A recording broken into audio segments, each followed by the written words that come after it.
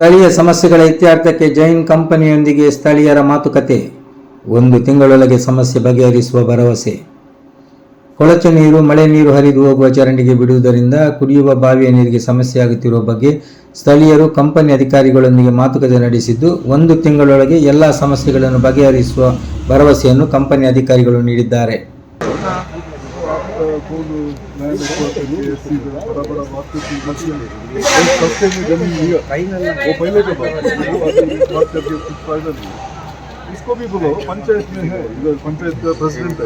ಈ ಬಗ್ಗೆ ಮಾತನಾಡಿದ ಸ್ಥಳೀಯ ನಿವಾಸಿ ಸುಧಾಕರ್ ಶೆಟ್ಟಿ, ನಮಗೆ ಕಂಪನಿಯಿಂದ ಆಗುತ್ತಿರುವ ಸಮಸ್ಯೆಗಳನ್ನು ಕಂಪನಿಯ ಗಮನಕ್ಕೆ ತಂದಿದ್ದೇವೆ.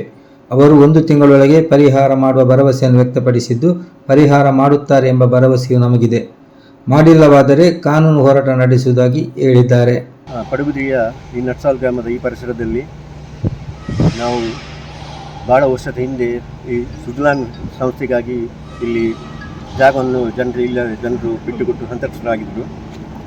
ಆನಂತರ ಕಂಪನಿ ಕೆಲವು ವರ್ಷ ಇಲ್ಲಿ ವ್ಯವಹಾರಗಳನ್ನು ನಡೆಸಿ ಆನಂತರ ಈಗ ಕಂಪನಿ ಲಾಕೌಟ್ಗೆ ಸ್ಥಿತಿಗೆ ಬಂದು ಅದು ಈಗ ಅವರು ಅಂಡರ್ ಡೀಲ್ ಮಾಡಿಕೊಂಡು ಬೇರೆ ಕಂಪನಿಯವರಿಗೆ ಕೊಟ್ಟಿದ್ದಾರೆ. ಬೇರೆ ಅಂದರೆ ಈಗ ಗುಜರಾತಿಂದ ಬಂದ ಜೈನ್ ಸ್ಟೀಲ್ ಇಂಡಸ್ಟ್ರೀಸ್ ಅಂತ ಇಲ್ಲಿ ದೊಡ್ಡ ಕಂಪನಿಯವರು ಬಂದಿದ್ದಾರೆ.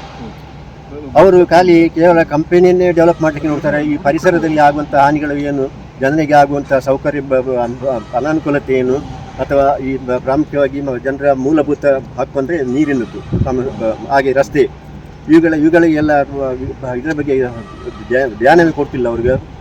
ಅವರು ಇಲ್ಲಿ ಕಲುಷಿತ ನೀರನ್ನು ಡ್ರೈನೇಜ್ ಮೂಲಕ ನಮ್ಮ ಈ ಪರಿಸರಕ್ಕೆ ಬಿಡುತ್ತಿದ್ದಾರೆ. ಮಾಲಿನ್ಯ, ಪರಿಸರದ ನೀರೆಲ್ಲ ಮಾಲಿನ್ಯ ಹಾಳಾಗ್ತಾ ಇದೆ. ಅಂದರೆ ಬಾವಿ ಅದರ ನೀರೇ ಸಿಂಕಾಗಿ ಬಾವಿಗೆ ಹೋಗ್ತಾ ಉಂಟು. ಪರಿಸರದ ಎಲ್ಲ ಬಾವಿಗಳ ನೀರು ಹಾಳಾಗ್ತಾ ಇದೆ. ಹಾಗೆ ಇಲ್ಲಿ ವಾತಾವರಣ ಕೂಡ ಕಲುಷಿತವಾಗ್ತಾ ಇದೆ. ಕೆಮಿಕಲ್ನ ಒಂದು ಸ್ಮೆಲ್ಲಿಂದಾಗಿ ಜನರಿಗೆ ಅನಾರೋಗ್ಯದಿಂದ ಕೆಲವು ಜನ ಸಮಸ್ಯೆಯಲ್ಲಿದ್ದಾರೆ. ಅದಕ್ಕಾಗಿ ಇವುಗಳೆಲ್ಲವನ್ನು ಸರಿಪಡಿಸಬೇಕಂತ ಹೇಳಲಿಕ್ಕಾಗಿ ನಾವು ಈ ಸಲ ಅವರ ಹತ್ತಿರ ಬಂದಿದ್ದೇವೆ. ಇದಕ್ಕಿಂತ ಮೊದಲು ಕೂಡ ಬಂದಿದ್ದೇವೆ. ನಮಗೆ ಅಶ್ಯೂರೆನ್ಸ್ ಕೊಟ್ಟಿದ್ದರು. ಆ ಕೊಟ್ಟ ಮಾತ್ರ ಅವರು ಉಳಿಸಿಕೊಳ್ಳಿಲ್ಲ. ಅದಕ್ಕಾಗಿ ಈಗ 2ನೇ ಬಾರಿಗೆ ನಾವು ಇವತ್ತು ಬಂದು ಈಗ ನಮ್ಮೊಟ್ಟಿಗೆ ನಾವು ನಮ್ಮ ಸಮಸ್ಯೆಗಳನ್ನು ಅವರಿಗೆ ವಿವರಿಸಿದ್ದೇವೆ.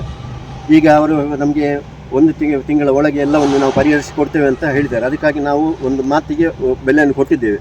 ನಾವು ಕೂಡ ಯೋಚನೆ ಮಾಡಿದ ಅವರು ಕೊಟ್ಟ ಮಾತನ್ನು ಉಳಿಸಿಕೊಳ್ತಾರೆ. ಒಂದು ವೇಳೆ ಅವರು ಅದನ್ನು ಉಳಿಸಿಕೊಳ್ಳೋದಿಲ್ಲ ಅಂತಾದರೆ ನಮಗೆ ಮುಂದಿನ 2ನೇ ಬಾರಿಗೆ ನಾವು ಅದಕ್ಕೆ ಯಾವ ರೀತಿಯಲ್ಲಿ ಇದಕ್ಕೆ ದೊಡ್ಡ ಥರದ ಹೋರಾಟವನ್ನು ಮಾಡಬೇಕು.